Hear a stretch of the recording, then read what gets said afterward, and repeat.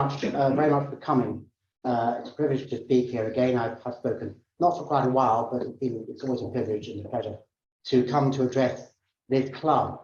I think I'll follow the time-ordered, the sort of time-honoured custom of announcing what I'm going to say, saying something different, and then claiming to have said something that I neither predicted I would say nor actually said. So here goes. I want to talk for maybe just under 40 minutes. I'll try to keep to time, and then we can have a good discussion, I hope. My title is a little bit tongue-in-cheek, but it's based in reality. There are people who say or seem to think that all this concern about free speech and also perhaps free inquiry is motivated by a bit of a fantasy mostly concocted by people on the political right who feel embattled in their worldviews, don't like their privileges or power challenged, don't like their opinions challenged, and become conspiratorial in their thinking. Now, I think it's quite interesting to know whether this is true. There might be truth in it. In fact, I think there is truth in it, but more importantly, whether it captures an important truth of our times. And I shall try to argue, well, no, it doesn't really. But I want first to motivate the discussion by saying why there's a very strong prima facie, at first sight case for free inquiry and expression. I don't want to talk too much about this because it was covered brilliantly by Arif Ahmed a month ago, and I'm sure that many people here heard Arif's talk, I'd imagine, and he was talking a lot about the value of freedom. But I want to recap some of that and add a few points of my own, because for the simple reason that unless we can give a kind of reason for thinking that there is a moral presumption in favor of free speech and free inquiry, it isn't all that interesting to ask whether it's under threat. If it doesn't matter, well, why bother about whether it's under threat or not? So let me just motivate the issue a bit by saying why there is a strong presumption, or should be a strong presumption, in favor of free speech and free inquiry. By saying presumption, I don't mean the presumption can't be overturned. There could be all sorts of interesting reasons for overturning a presumption in favor of free speech, but that's the whole point. If there's a presumption in favor of it, you need good reasons to overturn it. So for up to 10 minutes or maybe less, I hope I'll stick to time here, I'll just say a little bit about why these things are important, even if it can be, the importance can be overcome by other considerations. And then talk about two basic arguments, or rather two basic positions who think that it is a bit of a fantasy to suppose that free speech and inquiry are under threat. And I shall go through a number of reasons given for each proposal and try to answer those reasons. And it's all in the handout. I don't know whether there's going to be a Zoom share of the handout. It doesn't really matter too much if there isn't, but for those who have the handout, I'll try to follow it. So why is free speech and inquiry important, at least initially? Well, one or two reasons go back to the classic text that I'm sure you've all heard mentioned of, John Stuart Mill's famous essay on liberty, published in 1859 against the very socially conservative climate of mid-Victorian England. Mill has four arguments for thinking free speech matters. He talks about them at great length, but he recapitulates them at the end, near the end of his essay. And I'll just summarize what I think the two most important ones are. To quote Mill, he says, if you're trying to suppress some speech, you have to realize that, and then to quote, first, the opinion which it is attempted to suppress by authority may possibly be true. So what you're trying to suppress might be true. This is sometimes called the Galileo defense. Galileo's views on the nature of the cosmos were suppressed initially by the Catholic Church. If the Catholic Church has succeeded in suppressing them, then we wouldn't know a very important truth. So here's the point. If you want to shut someone up, you might be shutting up the truth. And there are lots of ins and outs about that argument, and maybe we can develop a discussion about that. But that's his first and I think most famous and I think most powerful argument on liberty. He has another argument which is often relevant to mention. He says often the conflicting doctrines, that's when there's some disagreement, the conflicting doctrines, instead of one being true and the other false, share the truth between them. In other words, there's usually some truth on both sides of a dispute. It's quite rare for one side of a dispute, let's say a political or ethical or religious dispute, to have a monopoly of truth and the other side to possess no truth. It can happen, but usually there's truth on both sides. And so if you suppress the mostly false view, well, you're still suppressing part of the truth. So those are Mill's two most important arguments. The argument that you might be suppressing the truth, the Galileo defense, as it's been later called, and the argument that there's always truth in what most people say. Now, I want to add another reason for thinking that free speech is important. That is that the freedom to speak and express yourself and research what you want derives from the general value of freedom. Now, we can always debate the value of freedom. No doubt that debate will be carried on in subsequent lectures in this series. But I think freedom has a very strong presumptive value. And it's worth noting that anybody who wants to suppress your freedom to express yourself is himself exercising a freedom. And then the question arises, why is this person's freedom to suppress your views a freedom we should accept, whereas your freedom to express your views should be suppressed?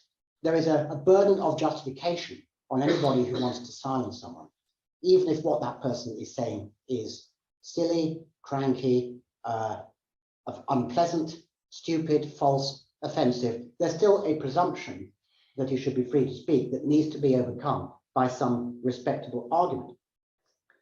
Next, I want to say something, I hope quite briefly, about the interconnection between free speech and free inquiry. The title of my talk focuses on free expression, but the two things are importantly interconnected. In fact, I think they are mutually dependent. And let me see how the argument goes here and see what you think of it later on. Suppose we believe in free inquiry, say academic freedom, freedom to research what you want, freedom to reach your own conclusions based on the available arguments and evidence. If you engage in an enterprise, you presumably want to produce something worthwhile at the end of it. You want to produce something that other people would do well to read or think about. Now, to do that, you need to cultivate what philosophers might call truth-sensitive methods of inquiry. Truth-sensitive. That's just a bit of jargon for methods of inquiry that tend to be conducive to truth. So, for example, the observation of basic logical principles, like the principle of non-contradiction. That's a truth-sensitive method of inquiry, one that respects, those basic logical laws. Sensitivity to empirical evidence. You want to be sensitive to the evidence and susceptible also, or rather aware of your own susceptibility to misread things or misperceive or misinterpret or misremember. You want to have a number of epistemic capacities, epistemic to do with the acquisition of beliefs, capacities that will enable you to reach mostly true, reasonable conclusions. So truth-sensitive methods of inquiry are needed, methods that tend to lead to truth of their nature are needed for free inquiry to be worthwhile. Now, the next move in my argument is this. I suggest that the ideal, I suspect even the necessary breeding ground for the flourishing of truth-sensitive methods of inquiry is an atmosphere of freedom. You need to feel free, you need to be free to make your own inquiries as you see fit, in order for those truth-sensitive methods of inquiry to flourish. Now, what might I mean by this? In Orwell's 1984, maybe that book is too much quoted in this context, but there's a brilliant book within a book, if those who've read it. There's this book within the book called Goldstein's book. Goldstein's book is this allegedly heretical book that's been written by the Brotherhood, the opposition to the party. Of course, the irony is it turned out to be written by the party, but that's another matter. But in this book, Goldstein talks about the party practice of crime stop. I haven't got it in front of me, but it goes something like this. Crime stop is the ability of the party member to stop short, as if by instinct, on the threshold of any dangerous thought.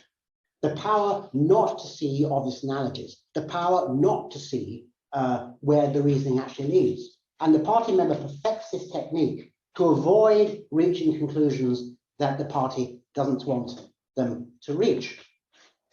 Now, in academia and elsewhere, there has been concern, in fact, I raised it in my book, some concern about an atmosphere that encourages the use of crime stop.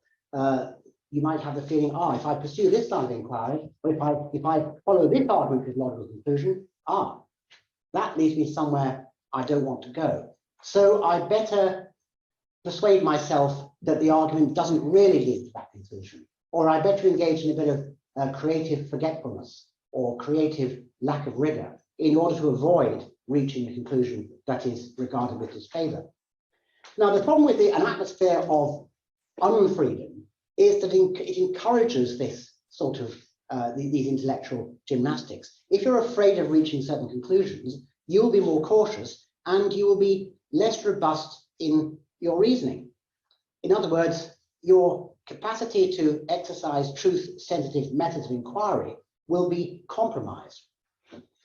Whereas it seems to me, and you might want to dispute this, but it seems to me that a free atmosphere where you can say or think what you want, pretty much, cannot of itself inhibit the functioning of truth-sensitive methods of inquiry. That's not to say that a free atmosphere always generates truth, because we all know it doesn't. People often say, well, look at the marketplace of ideas, look at the internet, it's all mostly nonsense. Well, that's all true. But the point is that a free atmosphere cannot in itself inhibit the functioning of a rational mind that uses truth-sensitive methods of inquiry. Authoritarian atmospheres, on the other hand, I must admit, can produce well-grounded truth. They can produce truth grounded in good reasons. And I also accept that people with authoritarian tendencies can sincerely believe that they do hold the truth and that their arguments are good ones. And an example Mill gives in his essay on liberty is the Catholic Church, as it was in the 19th century. He says the Catholic Church sincerely believes that it has the truth, and it sincerely believes that it has good reasons for what it believes. So it's not anti-rational. It believes in truth and reason. Let's grant that. But he says, nonetheless, it says that only a select few trusted people like priests, theologians, can be trusted to read the case against Catholicism. The idea is that ordinary people will be misled if they're allowed access to arguments against Catholicism. So you must restrict those arguments to a few people who can be trusted, and then those people, the authorities, can be trusted to reply to those arguments. So the point is, yeah, authoritarians can in principle produce truth, and they can produce good reasons. And yes, there are dangers in allowing ordinary people to reason as they wish. But think of the alternative. Anybody can say that they are an authority. Anybody, be it the Catholic Church, the Soviet Communist Party, the Jewish Party of North Korea, whatever it is, can say, well, we have the truth and we have a right to impose it. How do you adjudicate between these competing claims, at least in a liberal democracy? I suspect you can't.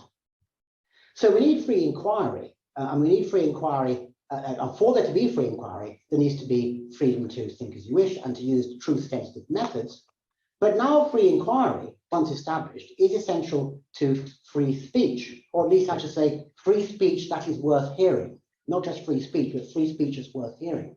Because if I write an article or book that I hope I've researched properly, I want to have researched it well and not just spouted my opinions and put them on the internet just to get likes and stir a bit of trouble. I might want it to be a well-argued book, but it's much less likely to be a well-informed or well-argued book if I have severely restricted access to materials. So the flourishing of free inquiry depends upon the free speech of others to produce their ideas, produce their research. Only then can I produce a properly informed piece of work through my inquiries. So free inquiry depends on free speech, and the other way around too. Free speech depends on free inquiry because, as I said a moment ago, for your speech to be worth listening to, you want it to be well informed.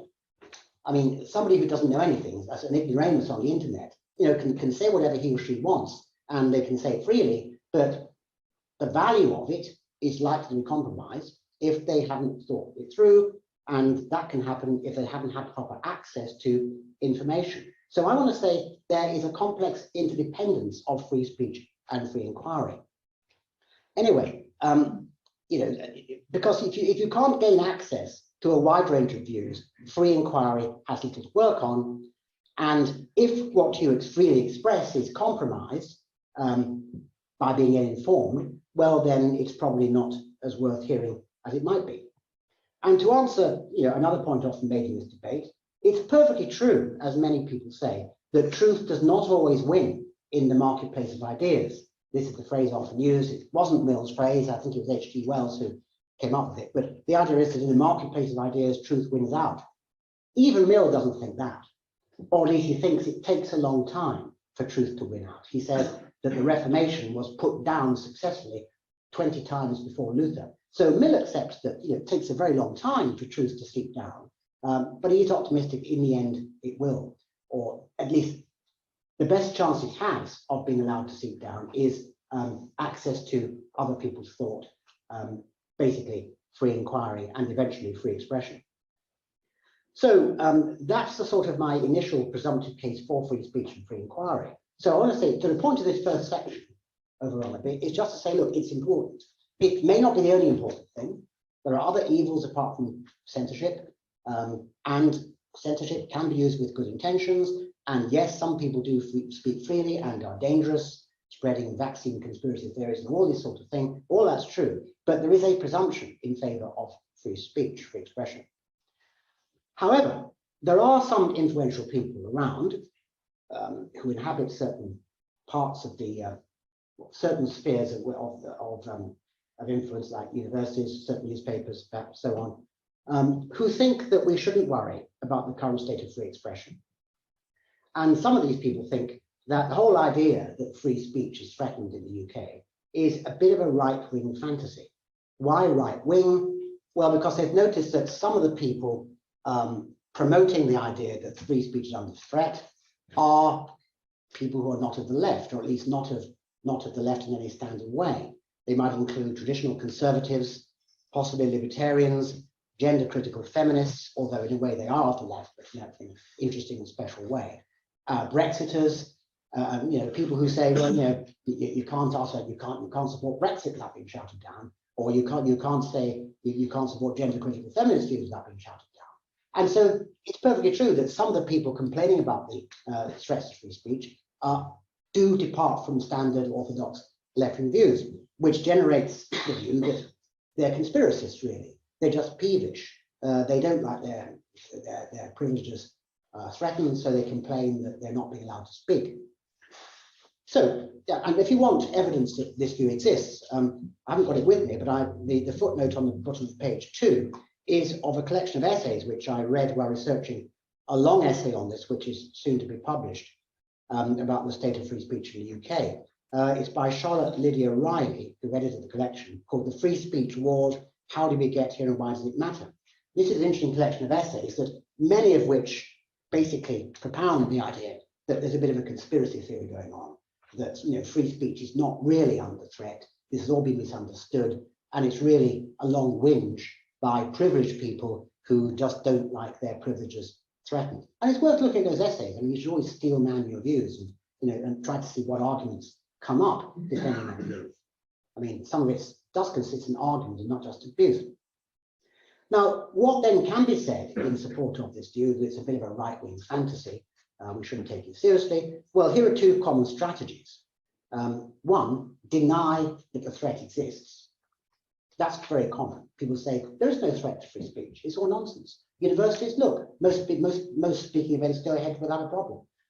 Maybe a few don't, but most go ahead. The atmosphere is perfectly free, so this is all being talked up. It's all an exaggeration. That's a very common maneuver. Sometimes it's delivered in a sneering tone. I mean, one of the essays in Riley's book talks about Jordan Peterson and a researcher called Noah Carl, and saying, oh, they just claim to be in favor of free speech. All they really want is their own free speech. They just want to ride roughshod over the speech of others.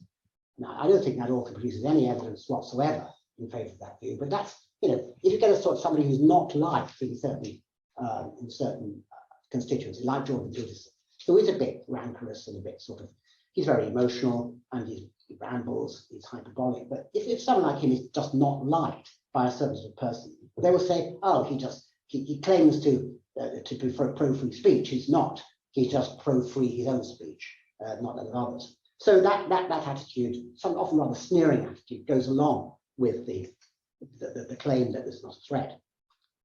Another claim that you don't hear as often, but you could hear, and in fact you do sometimes hear it implicitly, is this.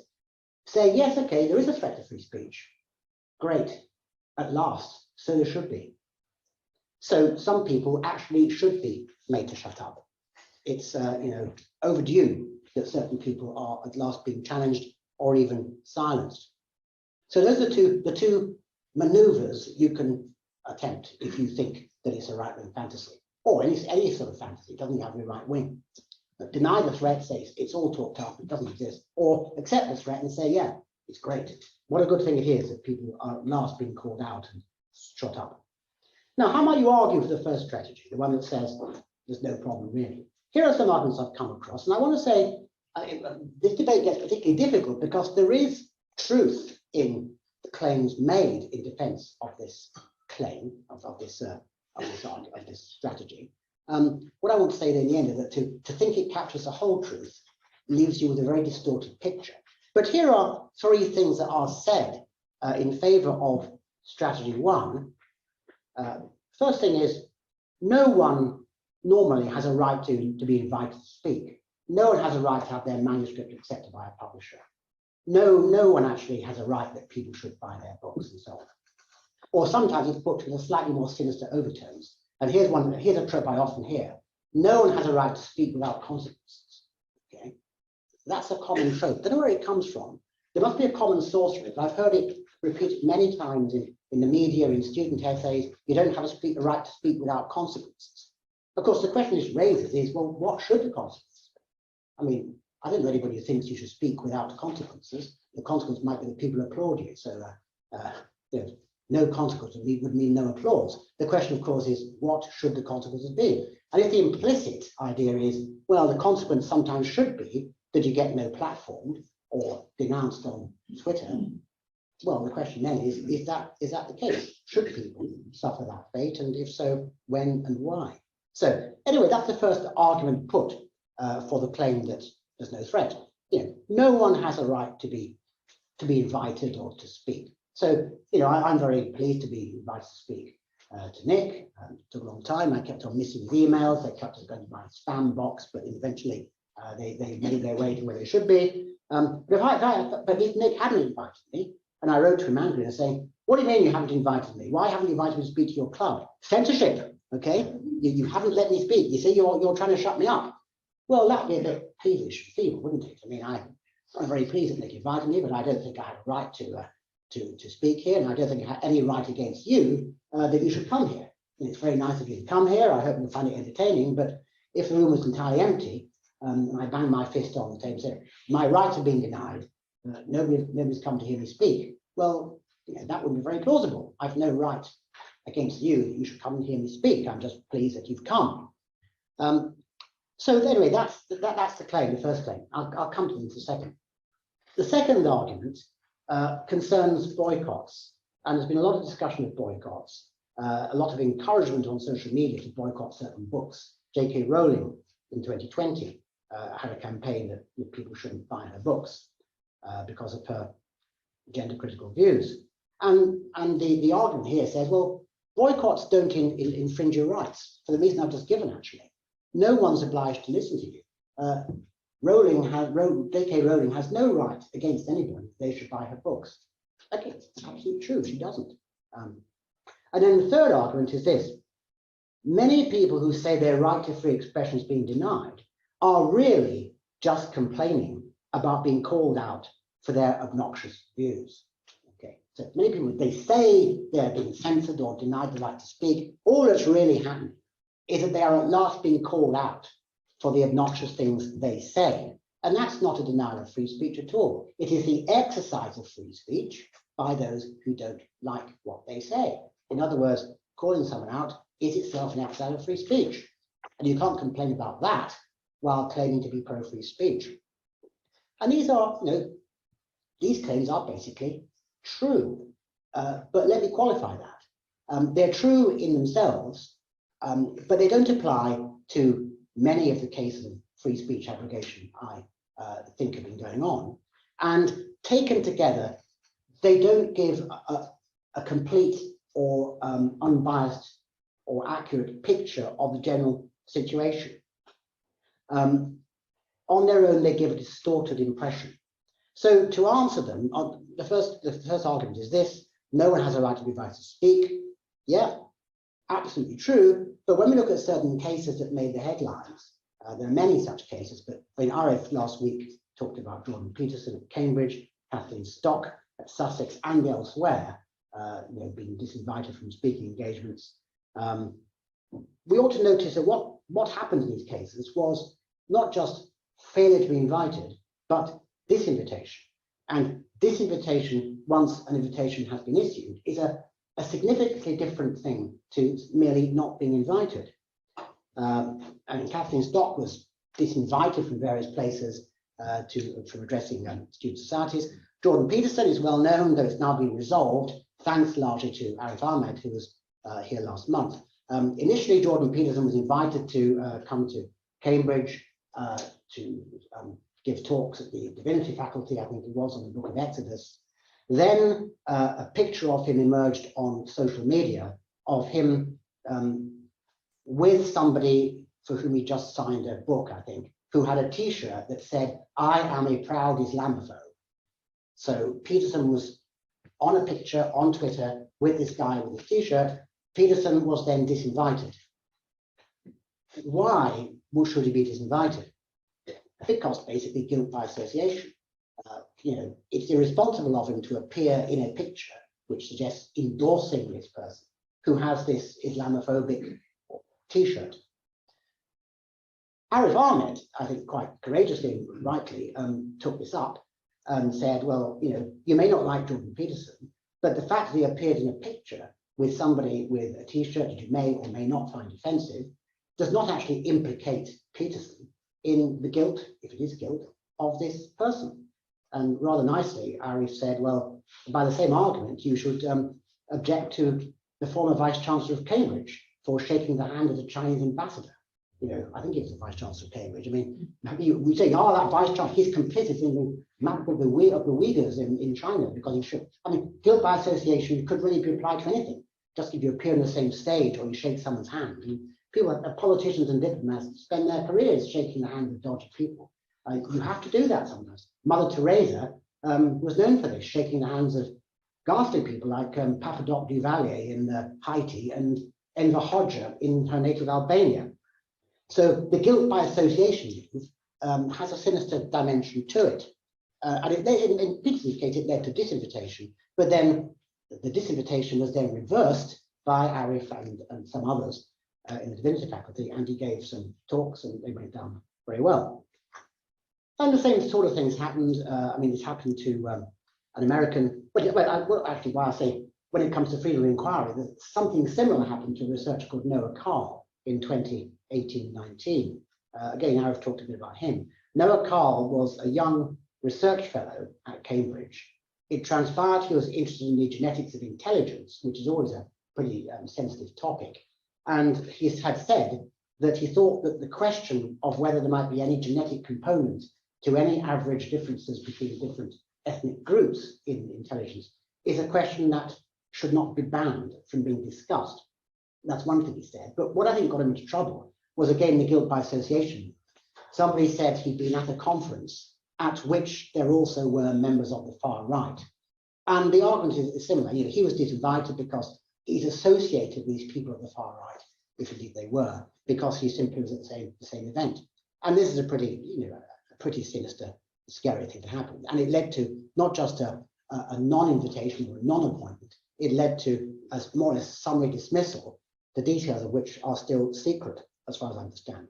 And there are other cases. There's an American psychologist, again, an early career researcher who had his career probably ended about a year or two ago, called Bo Weingard. He made the same mistake as Carl. He expressed interest in the genetics of intelligence and was basically told, and I've only read his account, so I don't know if it's entirely accurate, but he was told that, look, basically, this subject, stay away from that subject. We don't want to be associated with that particular subject. And he lost his job. So that's the first argument, my answers to that. The second argument for the first claim is this: boycotts don't infringe your rights. No one's obliged to buy your books or listen to you. Well, I think I've covered this a bit already. I agree that an author has no right that people should buy their books. And nobody actually ever said, I think, that they did have such a right. But it's also worth noting that a lot depends on the manner of the boycott campaign. Boycott campaigns are often aggressive and defamatory, and they can deter publishers and booksellers from promoting authors' work. Booksellers won't want to touch a work unless they're very brave or very rich, that will invite controversy. I mean, I'd be quite interested to know how many booksellers are reselling Salman Rushdie's Satanic Verses. Rushdie was under a fatwa from that ghastly old man, Khomeini, in 1989, who said, to quote him, I think, it's incumbent on all valiant Muslims worldwide to kill this man and any publisher or translator who knew the contents of his work. And as we all know, about 2 months ago, somebody tried to carry that out, and Rushdie now has serious injuries. Now, you might expect that people would say, look, let's republish his work, let's see what controversy is about, but I'm not sure that's happened. There's a horrible chilling effect when that sort of thing happens. Publishers will quite understandably say, look, this is the consequence of publishing this stuff. We don't, we fear for our lives. And when that's happened, it's very, very alarming indeed. On the other hand, I do accept that some people do overstate their claims of being censored.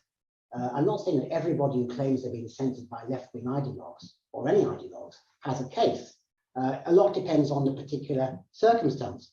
I'm not sure about this, but there's a character in Oxford, a divinity professor called Nigel Biggar, who has become a bit of a poster boy for free expression, because he set up a research seminar by invitation only called the Ethics of Empire, or Ethics of Empire Project, which basically tries to say, I won't distort too much, the British Empire wasn't all bad, and he wants to credit the empire for at least ending slavery as well as participating in it. The Oxford Centre for Global History said, well, we don't want to associate ourselves with this man because his views on the British Empire were historically and ethically informed and naive. This is not the general view of historians of the British Empire. So we're not going to touch this particular research centre of Nigel Biggar.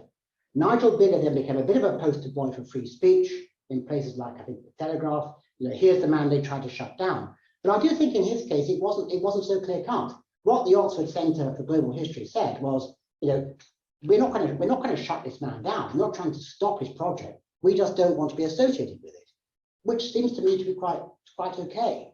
It doesn't seem to me, unless I've misunderstood something, that Nigel Biggar really is a victim of suppression or censorship. I read the conversation on both sides, and the Oxford historians said, well, let there be civilized conversation about these matters. We're not trying to shut his centre down. We don't think it should be shut down, but what he says is misleading, and we object to it. And I don't think you can make that sort. I don't think that kind of case is the best example of an attempt to censor. Anyway, on to the other strategy for saying that it's all a right-wing fantasy. This is, I'm saying a bit tongue-in-cheek, is when the left say that it's all right-wing fantasy. This was the argument that actually sometimes it's entirely right to shut people up. It's a good thing that people are being shut up. And here we are on some fairly familiar territory. This is itself, in fact, it appeals to something John Stuart Mill himself said when he talks about what came to be known as the harm principle, although Mill didn't call it that. Mill accepts that the state does have a right to interfere with personal freedom if the person trying to exercise freedom is harming others. He says the state has no right to stop you harming yourself, but it does have a right to step in if you're causing significant harm to others. And this is exactly where the people who are pro-censorship or pro-disinvitation will step in. They'll say, look, we too follow John Stuart Mill, but we don't just follow the bit about the importance of free inquiry and discussion. We also follow the bit about harming people. And some of these speakers or books or whatever, they are harmful people. they might, for example, through their words, diminish respect for whole groups of people, and defined perhaps in terms of their racial or gender identity or sex or whatever it might be. Words can harm, not just hurt. I think it's true, actually. It's too simple-minded to say words just hurt. I think they can harm as well, inciting to violence, and also other ways of, bullying. Verbal bullying can, in certain circumstances, cause harm and not just upset. Anyway, the argument goes on to say the power and privilege of the speaker exacerbates the harm because of the prestige of the speaker. And this is where it's really important to factor in the power dynamics, because this is largely about power dynamics, this dispute. If you have a wealthy, powerful, confident, well-educated Etonian or whatever, speaking to large crowds, well, the very fact this person has these credentials not only intimidates people he might be speaking against, but it also creates a false view of the credibility of this person, because prestige confers credibility very often on what people say. And there's a similar argument about not associating prestigious academic institutions with cranks and charlatans, or people who are thought to be cranks and charlatans. The argument is quite simple. It goes like this. Look, if say, the University of Oxford or Cambridge or Yale or whatever your example is, invites a COVID vaccine denier to give a keynote speech, that the very invitation by a prestigious institution confers higher order evidence on what the speaker says. And what that means is the fact he's been invited by a prestigious institution is evidence, or will be seen as evidence, that what he says is worth listening to, even if it's complete rubbish. And that is an interesting argument you may want to take up in discussion, because it's, I think there's quite a lot to it. If we're talking about not inviting people who peddle nonsense, well, I think, there is a danger of giving people like this undue credibility by associating them with prestige. The argument would be for not inviting people, by the way. It wouldn't be for disinviting people. But anyway, we should take that into account. Okay, the second argument sometimes used for the second strategy is this. Sometimes what look like restrictions on free expression are really ways to amplify the voices of the marginalized, of low status, underprivileged groups. And this view has been put about by the American philosopher Jason Stanley, and also and somebody who wrote on this as well, Kate Mann. What are being framed by the right as assaults on free speech are better understood as attempts to amplify or enable the speech of minorities. So in other words, on this view, they're pro-free speech. They're not anti-free speech at all. They're trying to spread free speech. They're trying to give everybody the right to speak freely, and not just traditional groups of privileged people. And if you're pro-free speech, if you're in good faith when you say that, you can hardly complain that people are trying to give the freedom to speak to marginalized groups. You can't complain about that and claim to be pro-free speech. And this is why, there's a suspicion among people who write like that, that it is a bit of a conspiratorial right-wing fantasy. And what they don't like is marginalized people at last having a voice. But they frame this as an attack on their own right to speak. See, this is how the argument goes. Now, it's not stupid. What I would say about that first is that sometimes these authors are claiming not to be trying to suppress speech. But that's a bit disingenuous, because certain Jason Stanley says in a couple of places, he says, okay, I'm trying to let the marginalized speak, but he turns a blind eye, it seems to me, on attempts to shut people up if they're judged to be privileged or powerful. So in other words, he's saying, let's suppress speech in order to enable more speech. And you can make a respectable argument for that, but some writers are denying that they're doing that. They're denying that they're advocating suppression in order to enable. They'll say point blank, we just believe in free speech. And I think that needs to be unpicked a bit. So I think those are two ways, at least, to argue for the second strategy. Briefly on to answers before I shut up, or before you shut me up. On the first argument was that the appeal to Mill's harmless. You don't want racists addressing public meetings because they spread hatred or disrespect to their targeted races. You don't want transphobes talking to student societies. And by that, this is important because, I mean, in the culture wars, the transgender issue is the most toxic one at the moment. It may be dying down, I hope it is, but this is where it seems to be at in universities. I mean, Kathleen Stock at Sussex had a dreadful time, it seems to me, with demonstrations and stickers in the women's toilets saying she should be sacked, and people with flares and balaclavas turning up to say that she should go. And in the end, she left exactly pretty much a year ago because she just couldn't bear the intimidation any longer. You know, but the case against her was she, in saying that some women are threatened or maybe threatened by trans women in prisons and refuges and change rooms and so on, she is actually spreading hate, spreading defamatory hate against trans women who are in fact no more harmful to women than anyone else. So it is said anyway, but that's the claim against Kathleen Stock. So the case for silencing Kathleen Stock was one ostensibly based on Mill's harm principle. What she says, saying basically using philosophy to say that trans women aren't women and so on and so forth, that's harmful. Now, I think, okay, so that's what I would say about this. But harm often does go beyond anger or offense. Sometimes, as I admit, it does. It's not just a matter of offense, it is a matter of harm.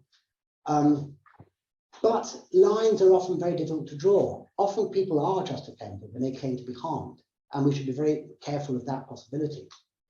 On the bit about power, I think, yes, we should ask who has the greatest freedom to speak. It's an important argument. But in general, I think what we need is gatekeeping to ensure the balance of expression of views. Restricting expression undermines inquiry, which undermines concern for truth. And bearing the need for well-argued truths to be defended, we should be very careful indeed before undermining speech and thereby undermining inquiry. And moreover, just one final sentence, even if the arguments I've been expounding are true in the abstract, they don't seem to me to apply to many of the actual cases, like Noah Kyle and Kathleen Stock, to which they are sometimes applied. They don't really seem to apply to them. It's actually quite hard to argue in many of these cases that these people are harming people or are doing anything wrong in exercising in using their platforms. So there are just some thoughts. I'm sure I could develop them better, but I think I'll shut up now, and thank you very much. So thank you. Would you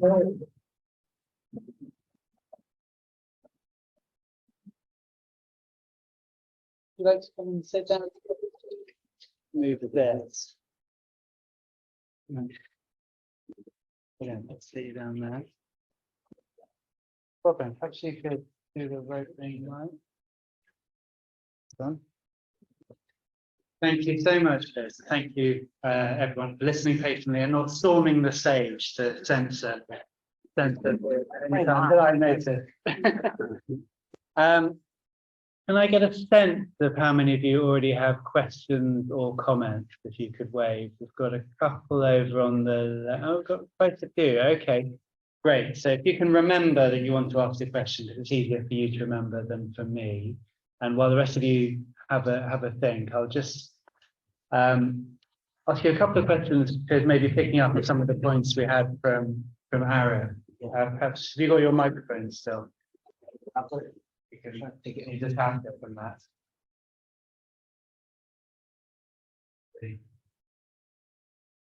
There we go. That might help us. One of the points Arif made was about university culture in particular, and this apparent growing concern about harm being done to students and the need to protect them, particularly at the moment, I guess, when many of us are perhaps mentally less robust after the COVID pandemic and the isolation than before, and also the growing sort of rights of students as customers rather than lucky recipients of knowledge. Is that overblown, or do you think there's a change of culture in universities that's a threat from these? It's actually very hard to know. I mean, I can say that I haven't had any recent experience of this sort of thing. But again, most of my students are quite conservative American business students who all believe in free speech, and they're not really part of this culture. And again, from my experience teaching other places, I don't get a sense of it. What I do, I mean, certainly anecdotally, there is evidence that some places like Oxford and Cambridge, there have been movements to suppress particularly gender-critical feminists. Maybe that's dying down now, but also perhaps people who are accused of racism and this sort of thing. And at St Andrews, there's this case of allegedly a student who wanted to matriculate, being asked to basically find something ideological questionnaire that proves they have the right views about race and gender and this sort of thing, and actually being expected to show their ideological colours and believe the right things before they're admitted. I mean, my impression is that a lot of this is led from the top. It's administrators, I think, who are doing a lot of this stuff. It's very hard to know how much student demand there is for it. I don't think it's as great as some people make out. I've noticed it in the air a bit, but it seems to be at least as much top down as really responding to customer demand. But the evidence, that one reads about is to the extent it's there, it is worrying, and I think it does, to the extent it exists, depend, as you suggest, on the idea of student as customer, which wasn't around when I studied. I was that privileged generation that didn't pay fees. I mean, the idea of tuition fees in those days would be outrageous, and it was, probably still is, but it's not been accepted. But I'm sure that turning the university over to market principles and giving what you think students want, whether they do or not, is a significant part of the problem. Thanks, Piers. And just picking up on this notion of market principles and the idea that we should be taking much more active steps to promote the contribution of people who've been ignored or marginalized historically. Is there an analogy with capitalism and the idea of essentially some form of social justice versus just equality of opportunity? Well, I think we should be promoting the ideas of people who have or possibly have been marginalized, but I don't think that needs involve shutting down whole kinds of opinion. But I think this is the real problem with this.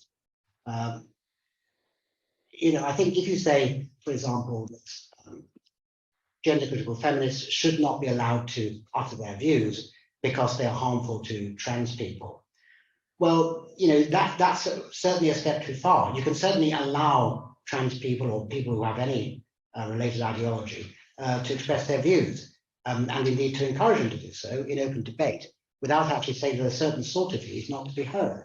I mean, if you actually decide that a certain sort of view is not to be heard because of the view it is, you do shut down debate, and it's bad for everybody, including those who are or claim to be marginalized. I mean, universities, above anything else, should be places of free inquiry and free debate. People should feel confident to say what they want, and include people who are or are alleged to be marginalized as much as privileged people. And I'm all for some judicious gatekeeping to make sure that we're especially welcoming to voices that aren't heard. But I just don't see why this is in conflict with allowing robust views, argued within the law and politely and rationally from being aired. Absolutely.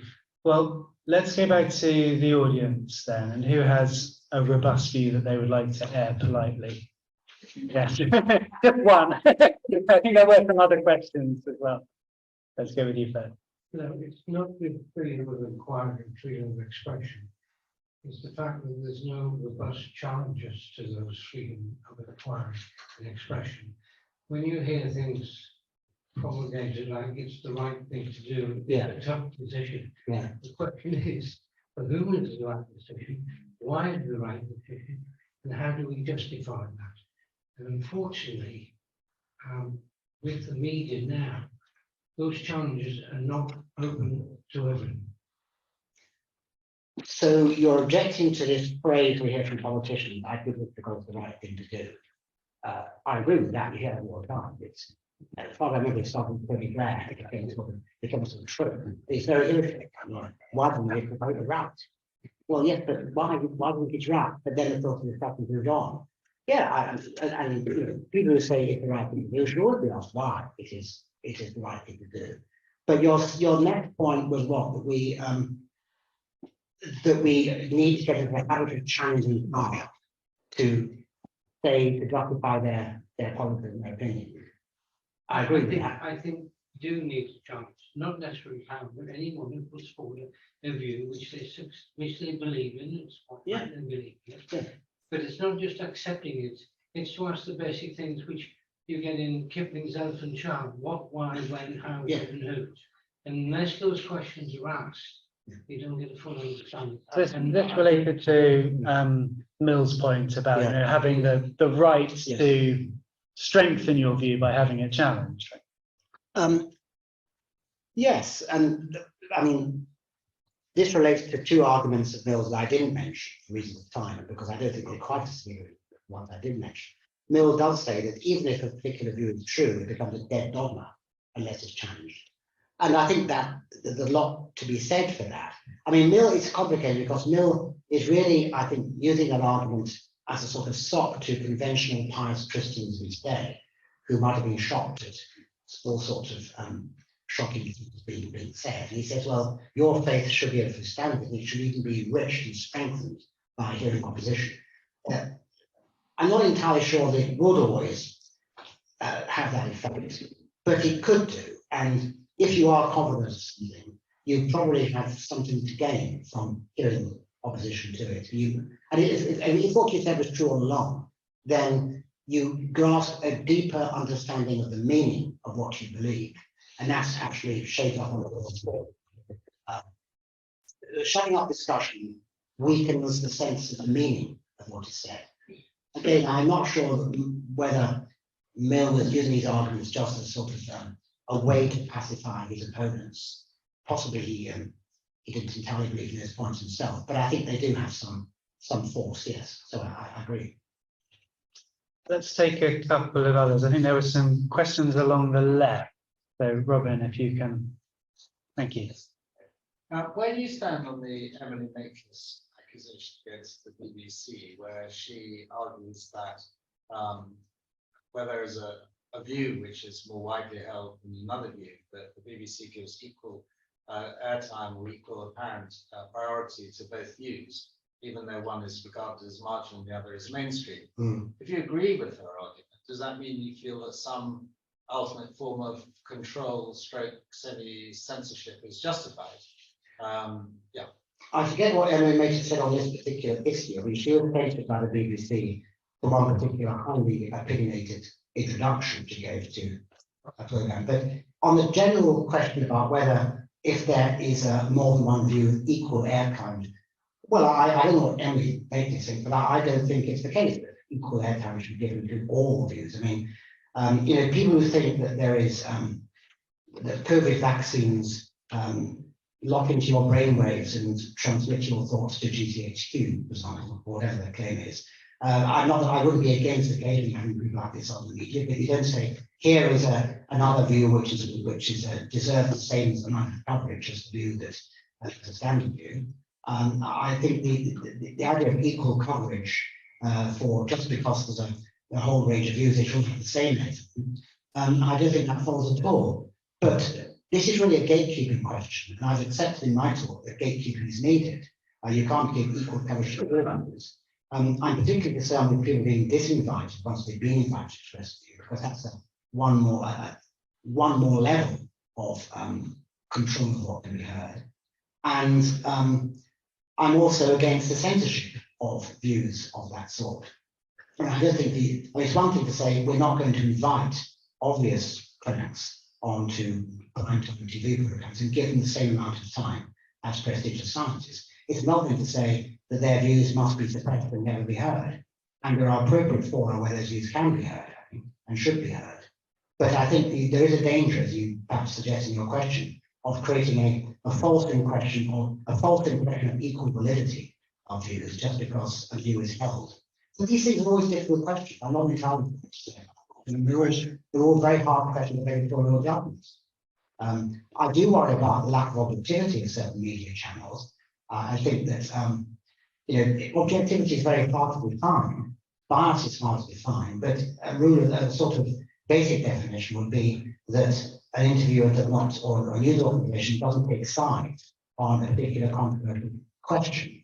To say this is what you ought to believe. And the ways of framing things and consistently giving certain sorts of stories prominence on your programs that seem to reinforce a particular political stance, can sometimes give the impression, rightly, of political bias on the part of the program. I think that is something I've not seen left and right, and I think it's something to be wary of. Thank you. I think we had another couple of questions over on the left. Yeah. Hi. Do you think the stakeholders of freedom are stakeholders of truth? You mean the people who have things to gain from being free? People who have the power to censor, are they stakeholders of truth as well? It depends on what they believe. I mean, it's the question that when you say stakeholder of truth, you mean they have something at stake. In the sense that when you provide freedom, are you prescribing some sort of truth already? Well, when you give someone freedom, you are not necessarily saying that the person you're giving freedom to is speaking the truth. You're simply saying that, whatever your view is within the law, they should not be stopped from saying it. So, I mean, I might be in favor of Jordan Peterson's freedom to say X, Y, or Z without necessarily agreeing with what he says. And there's no contradiction there. And I might even on some occasions, though I suppose it'd be rare, be in favor of toning down a view that might be true because it could be seriously harmful to others. So I think it's quite difficult to think of a case like that. And I think that I suspect the wider drift of your question is perhaps about the sincerity of those who defend free speech, those who really want to promote freedom. I think all sorts of people who actually aren't interested in truth at all want the freedom to spread or lies and nonsense, or they never even care about it's true. I think that's a real problem with the internet and with social media platforms, that people who go on about free speech aren't actually interested in truth. But that's not something intrinsically wrong with the belief in freedom of speech. I mean, Mill's argument for free speech, or one of the arguments, is it promotes truth. You can also say, as I did, that it just promotes freedom, and freedom is a good thing. But as you imply in your question, freedom can be well or badly used, and sometimes certainly it is badly used, which is a shame. I wonder also about the question of broadcasters and who they have on, and I think two difficult aspects of this are, firstly, the obligation or at least the desire to make it somewhat entertaining, right? So to have some sort of debate from which, perhaps not a consensus, but at least an illumination of opposing views might emerge. And secondly, the pressure of the deadline. I think people are sort of perhaps unrealistic about how much thought goes into getting a guest on when you have 2 hours to secure someone and get them to the studio. Well, mistakes can be made, and sometimes broadcasters live to regret those mistakes. I think that if you're talking about commercial broadcasting particularly, but I think it also applies to the BBC, there is a chase for ratings. The BBC say they're not after ratings, but they obviously are. They do compete with commercial. And yes, entertaining guests who are fluent and robust and provoke a bit are likely to attract, I suppose, more ratings than those who are worthy and dull and academic and go through arguments the way I try to do. So I must say I've done TV news occasionally, and people, whatever they say about that, it is actually more balanced than people think. But still, there is that desire to promote and turn everything into a free speech issue and this sort of thing.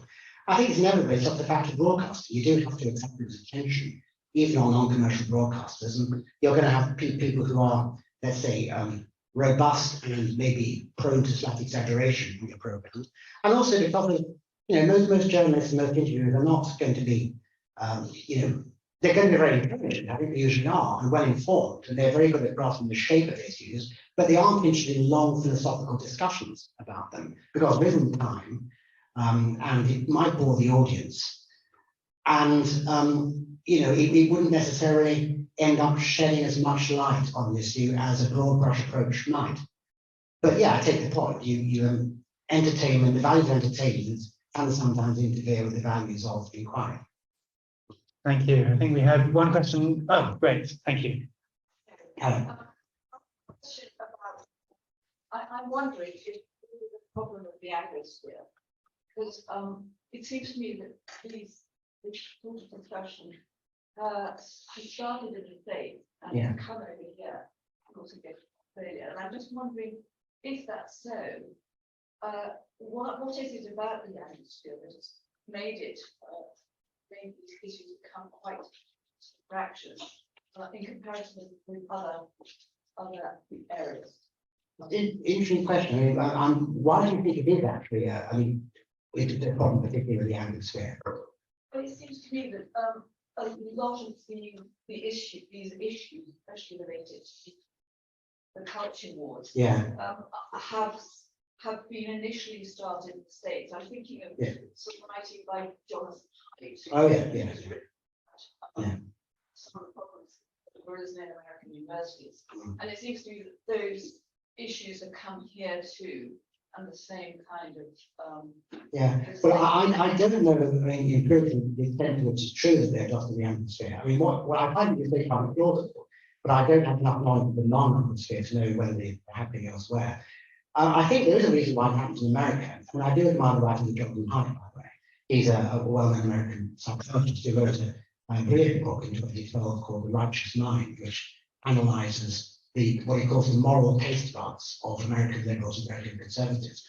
I think in American academia, I mean, I think the situation is considerably worse in some American universities than they are in British ones, although Britain tends to follow America to some extent. America, I mean, the American cultures are not new.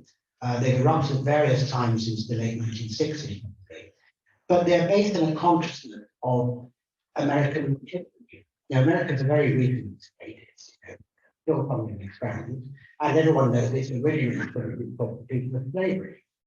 And so, a great deal of the American sort of all the reparations debate about racism are seen in largely American context. And American academia, for good reasons or not, is to some extent preoccupied with rectifying past American wrongs. I mean, I work for an American university based in London, and although the London centre where I work is quite sort of mild, I don't notice my emails come all the time from the faculty in New York about this or that race awareness course that you're encouraging people. You know, this or that thing about Hispanics or Native Americans, or along with other stuff that people regard steerily as woke. Okay, the word I don't like much like the word, but we know the sort of thing it roughly means. And some would say it's part of a sort of American guilt complex about things that perhaps it should be guilty about, things to do with its own recent history. And I think that is that has something to do with the fact that with what's been happening in America. And because it's the Anglosphere, to some extent what happens there is copied by us over here, though maybe less fervently. But that's just a guess. I hadn't really thought deep about the question of whether it's mainly the Anglosphere, but that's a guess about what might be happening as part of the answer. Thank you. I think we have a couple of questions over to my right. Robin, can you find them? Yes, two next to each other. That's right. Yeah, you're right. Private club, Dr. Mark, there's quite a lot of synergy in American behavior at the moment, through and post Donald Trump. Yeah. I agree that we follow where they lead on these issues. And also, I'm slightly concerned that this is a niche issue, you won't like this, that most people in this country are slightly more worried now about cost of living, etc., than they are about what's happening at some universities. You'll probably disagree. I'm still no, I don't think it is a niche issue in the sense that most people are worried about other things, climate change, cost of living, Ukraine, all this. I agree, and I don't want to become some sort of niche bore who goes about issues about free speech, and I know there's a danger of that. What you say doesn't imply that what I'm talking about is not important. I mean, we can all, there are many, many important things to think about. Free speech is the most important thing. It is a bit niche, but it is still important. There are things going wrong in universities that need to be put right. Not just from the left, by the way, but it can happen from any quarter.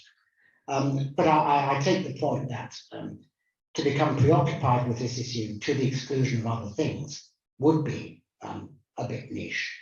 And I also, when it comes to the culture wars and the banding around this accusation of wokery, this sort of thing, I don't think most British people are all that occupied by those things. They are certain circles like academia and the public sector have a greater awareness of those issues than the public at large, but I don't actually think that most people going about their daily lives are thinking about those sorts of things. And actually, I'm quite glad they're not. So up to the point, I largely agree with you. But this doesn't invalidate the sort of things I've been saying. It's just not the most important thing in the world. It's not the only important thing in the world. Thank you. Let's take the question also. Do you want to move a bit? You're in the light. Because the light. Yeah, you can move, I think, quite. Absolutely. No, okay, that's okay. So we're not quite used to the theatre lights. But... Yes, thank you. That was brilliant. Thank you. I was wondering how we should best proceed towards what one might call a social compact rather than a social contract. Would you recommend some version of the Socratic inquiry, or is it kind of a little parochial in the global world where we have issues such as climate change, social media, which require a kind of global, universal discourse? Do you have any views on that? Well, I certainly am a great advocate of Socratic methods of thinking and teaching. I mean, if that's what you're referring to. I mean, the Socratic method is basically the method associated with Socrates and written by Plato, the method of question and answer, counter argument and counterexample, and the joint process of reaching truth together in ideally a non-adversarial way. And that's the way that the Socratic dialogues are supposed to proceed. It's not each participant in the dialogue trying to win, but both setting about trying to discover the truth. I think a great casualty of the culture wars has been Socratic. Often it's under time pressure, it's emotionally very heated, people denounce each other, they make precious assumptions about the assumptions underlying the views of people who disagree with them. And people with social media, people grandstand in a narcissistic way to be seen as having a certain view, to gain followers, likes, retweets, this sort of thing. And the social media has greatly exacerbated the culture wars to the extent that there are such wars. So I'm all for the Socratic method, and I think possibly implicit in your question, I wasn't quite sure what you meant in this context by the social contract for the social. Or when you mentioned what you said, contract and contract. Well, compact rather than contract is legal, compact is a formal agreement. Yeah, well, I'm all for agreement to search truth together with people who initially disagree with you.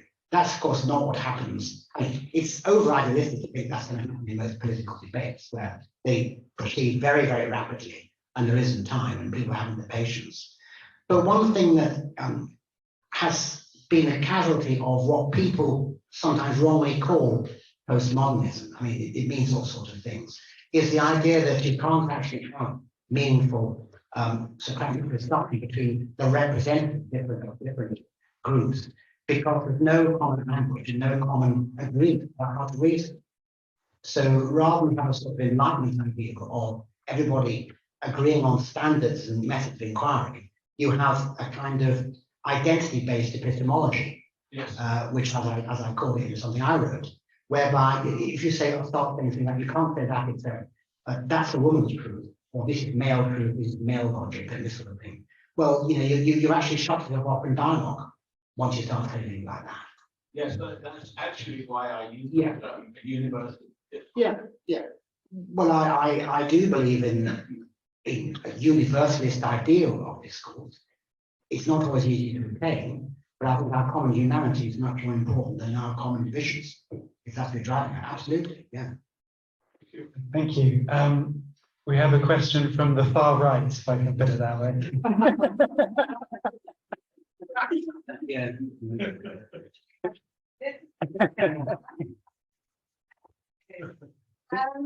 You mentioned ethics, and I'm surprised. I mean, science is enabling us to do all manner of things that were inconceivable. As a society, should we accept those limits without discussion? In what way haven't I mentioned ethics? Because I mean, I'm basically mounting an ethical argument for the presumptive importance of free speech. What exactly do you mean when and what should I mention? Well, I suppose in a way it's a different way of framing the discussion, and perhaps a more accessible way. Because science can change our body characteristics physically, should we accept that? Because I don't like, because I want to sort of look like a cat, should science enable me to do that? Should medicine enable me to do that? Do we accept genetic modification of DNA change? Do we accept it because it will eliminate certain diseases, or should I be allowed to replicate my child because I'd like another one because he's kind of cute? I mean, these are real dilemmas that 20, 30, 40 years ago we weren't facing because science couldn't do it, and science can now. And I think that this having ethical debate enables us to start breaking down what we as society might have conceived of as tradition that maybe could be changed because humans create tradition, to actually deciding where the sort of limits of wanting to change our society, should be. And I think it's perhaps just a different way of trying to understand some of the really charged issues around, the trans issue would be a very good example of one. How far should we allow science to go in the name of enabling people to be what they want to be? And as I say, I might want to look like a cat. I'm not thinking about that in any, trying to make that as contentious as one could. And somebody did make themselves look like a cat, by the way, so that's, it's not quite this cat. Well, I mean, the subject of my talk was about free expression and whether it's under threat, and so I wasn't trying to directly address all the important ethical issues you mentioned. I mean, it simply wasn't what I was trying to talk about. But to relate it to the free speech issue, I think, as you say, science has for some time thrown up a number of very difficult questions in, for example, biomedicine, increasingly now in artificial intelligence, in the artificial question of life, genetic modification. I used to teach this stuff when I was teaching medical ethics at Imperial. And they're all important things to talk about. I mean, implicit in my teaching that is the view that a wide range of views and worldviews and moral perspectives need to be aired freely and comprehensively to reach rational conclusions about them. Often we don't know where to start because if somebody says, I mean, take IVF, which is now very, very familiar, but in 1978, when it was first done, people thought it was sort of Frankenstein kind of activity. It was unnatural. It had all sorts of dangers. Now, looking back, we can see that some of those concerns might have been overblown, others might have been perfectly real. So I think to apply the free speech of this, we've got some very important decisions to make as a society about biotechnology. They need to be discussed in a rational way that involves the meeting of minds, people with very different perspectives. So implicitly, I'm saying those ethical issues have to be freely discussed and presumably over time and not suddenly, and cautious conclusions molded. But I wasn't actually trying to talk about the actual issues you mentioned. I was talking about just free speech, really. I think we have one question online from Paul. Is that where you're communicating with your queue, Paul? Great. If you'd like to take yourself off mute, we will attempt to get the microphones to pick you up. You're on mute. Can you hear me now? Yes. Marvelous. One of the questions I wanted to ask you after reading your book and listening to your talk this evening was that I wondered what you thought about the speaker who has controversial views in the respect that they can be in a win-win situation. On the one hand, they can claim legitimacy from a prestigious institution if they're allowed to speak.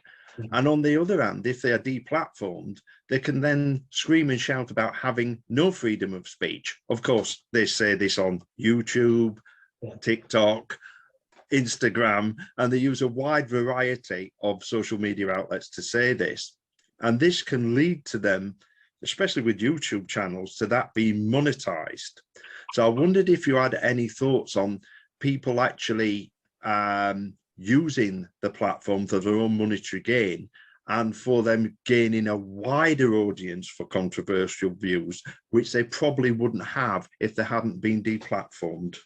Well, you're absolutely right. There are dangers in allowing certain people a platform, but there might be greater dangers in saying they should not be allowed a platform. And I try to make it clear that there's always going to be a gatekeeping issue. In response to the question from the audience here about journalistic impartiality, I don't think that every view, however outlandish, should be given the same airtime as every other view. How to do that is very hard to know. But yeah, of course, you're right to say that certain self-promoters will have to be in this win-win situation. If they are well known and are banned, they can have some type of honor. If they're allowed to speak, well, they can have a malign influence. But that's the familiar point that free speech has its dangers, which I don't think anybody would deny. There are dangers if influential, powerful people or people with a lot of money use their wealth and connections to fund think tanks or YouTube channels and TV stations to promote dodgy views. That's the cost of democracy. That's the cost of freedom. I mean, there are a lot of things, basically, sort of regular access to the mainstream media who are funded by billionaires who don't say who they are. And these billionaires therefore have a mouthpiece. They have more access to the media than ordinary people do. Gatekeeping, I think, is needed for that. But I don't think suppression or banning those views is the right answer. It's the cost of democracy. It's a real cost. I agree with that, but it's a cost of freedom and democracy on the whole. I'm very loath to ban opinions, though I don't feel obliged to spread or to aid the spreading of any opinions, just because somebody wants them spread. I mean, gatekeeping and banning is very difficult balance to draw, but it has to be. Thank you, Piers. I think we've just time for a couple more questions. Or can we make them quick questions and take them all at once, and then we'll be able to get to everyone. Thank you. The furore around trans rights was starting to wane. What do you think will replace it as the next furore? You want to think about that one and take a couple of others? My guess is as good as yours. I mean, I'm not sure it's waning. I mean, my only thing since it was waning was that about a year ago, the publicity around Catherine Stott was very intense. And I felt that for a great deal, I knew Catherine quite well when I was working at Leeds at Kennedy Arts. And, she's not a bigot or a phobe. What do you think? I mean, she really isn't.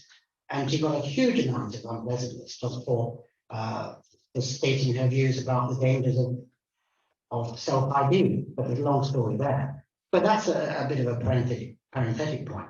I suppose I think it might be on the wane because I haven't noticed it being discussed quite as much.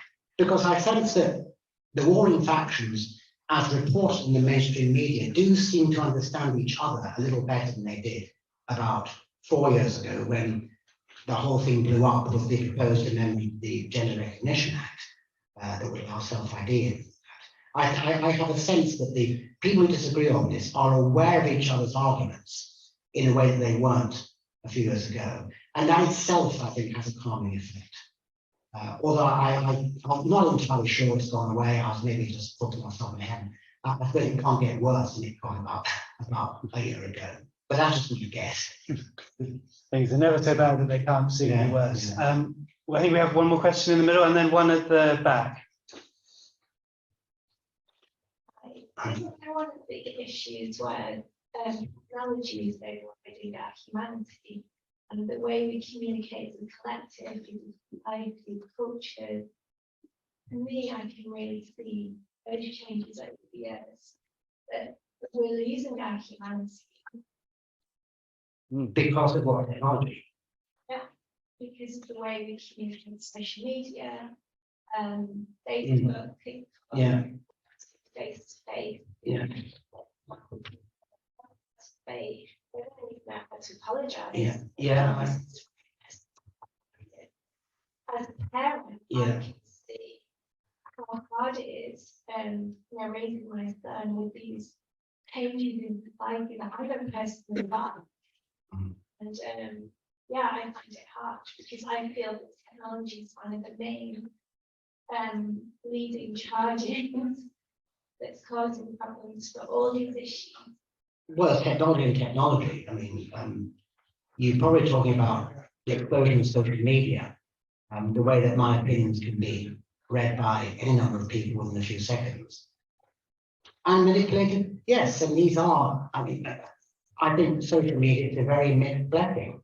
I do use it in moderation. It can be very useful to find information, to spread certain things you think are worth spreading, to disseminate ideas and articles, but there are enormous dangers to it, and dangers of addiction, by which I mean a sense of compulsion to go on and on clicking and looking at what's being said, how many followers you've got. This is very corrosive and wastes a huge amount of time. I'm actually, I'm actually planning to organise a possible Valentine's Day talk on addiction and technology. We have that in the future. That sounds like your thing. I think the culture wars, they're called, have been made much worse. I think a lot of the other problems, people gaining followers, what people call virtue signaling. It's not all bad, by the way, but people do this sort of thing narcissistically to be seen as being on the right track, or virtue signaling pylons against people who said the wrong thing have had a horrible, not effect, especially when the people being piled up on were not well known, private individuals who just misspoke perhaps, and then they came to the attention of people with large numbers of followers. I think it's ghastly. I don't believe in censoring the platforms, but it is ghastly, and I think that the sort of ideas of civil debate that many of those arguing for free speech have tried to advance, and Johnson Hyde, for example, and his heterodox academy, which is worth looking up, advancing those things. But social media and its bad effects is something we all have to contend with. And as you say, in many cases, the effects are pretty toxic, unfortunately. Right, do we have one at the back? And then I think there was also a woman in the pink hat, and then we'll have to wrap it up. Yes, mine is quite a simple, straightforward question, and that is, at least I think it might be straightforward to you. Is Holocaust denial something which should be banned, as it is in many European countries? Yeah, interesting. It's banned in Germany and Austria, isn't it? There's a question about Holocaust denial. Yeah, I mean, these things are very difficult questions. I must say my instinct is not to ban it. And I wouldn't actually invite somebody, to propose these views.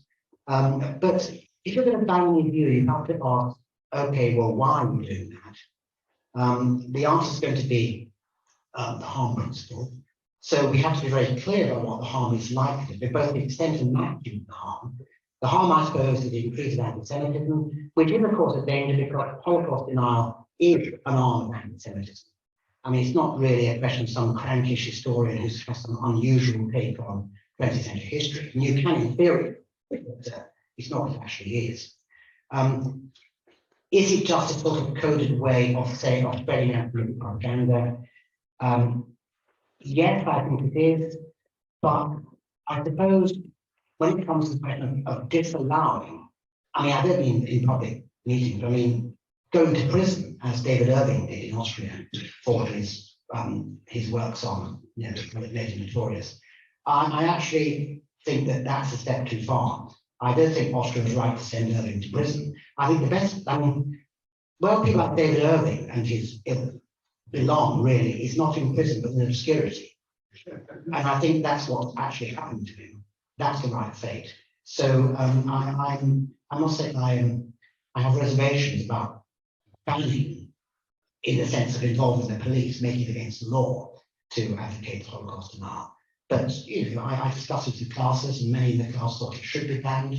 And then, of course, the question: what else do you ban? I mean, do you ban somebody who says that Chairman Mao is a monster or deny it? I mean, and this I know leads on to the uniqueness debate about the Holocaust, which is a long and complex one in itself. But I think that's my beginning of an answer. Anyway. Thank you. And final question. You made an interesting point about the difference between something that offends and something that causes harm. Yeah. I've observed that there's an increasing blurring of those lines, especially when it comes to mental health and how that's affecting people, as Nick said, post-COVID. How do you reason the difference between those two when it seems to be so close? Well, I think you're right that's a very good question indeed.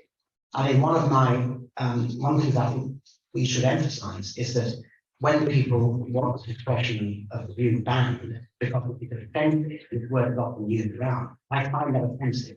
Therefore, not to shut up, but you to be made to shut up. The trouble is that often you unpack the notion of offence, it turns out they strongly disagree with what you said. It doesn't mean I disagree with you. Well, if you banned everything that someone disagrees with, you'd have a very boring public sphere of conversation. Things wouldn't be interesting. I mean, there'd be a great short of interesting views. So to the extent that I find that offensive, the way of saying, I don't like what you said. Well, I mean, the whole point of debate is that you hear things you don't like said. Harm is difficult to define. I mean, we talk about the interest of people being harmed. Obviously, if I make a speech in which I incite violence against you or a particular group of people, and somebody acts on that and they find you and attack you, I am responsible at one remove for the harm caused. And so that's why, for thoroughly million reasons, the Public Order Act in this country and other acts like the Racial and Religious Freedom Act and the Racial and Religious Hatred Act 2006 and the Communications Act aim to restrict harmful speech. The line is obviously difficult to draw between offence and harm, but that's just the nature of the case. The lines are always difficult to draw. But I'm very reluctant to say somebody's been harmed just because they've been made uncomfortable or made to feel to have negative emotions. And your point about mental health is well taken too. This is very difficult. There's a lot of talk of mental health, quite rightly. We know much more about mental disorders and their problems and how to help with them. And certain things like one society exacerbate, like COVID and cost of living. But I do worry somewhat that the term is becoming somewhat catch-all, and that what might have been called ordinary distress or justified anxiety in response to bad circumstances is now being called, well, it's not called mental illness, it's called mental health. I mean, you say you've got mental health. This is just a way of saying I'm mentally ill, but you don't use that phrase because it doesn't sound good. So it's called a mental health issue. And I think there is a danger of concept creep with mental health. I accept that it's very important, but concept creep gets in. It's a subject in itself, but good question. Thank you so much. Can we give Piers a big round of applause?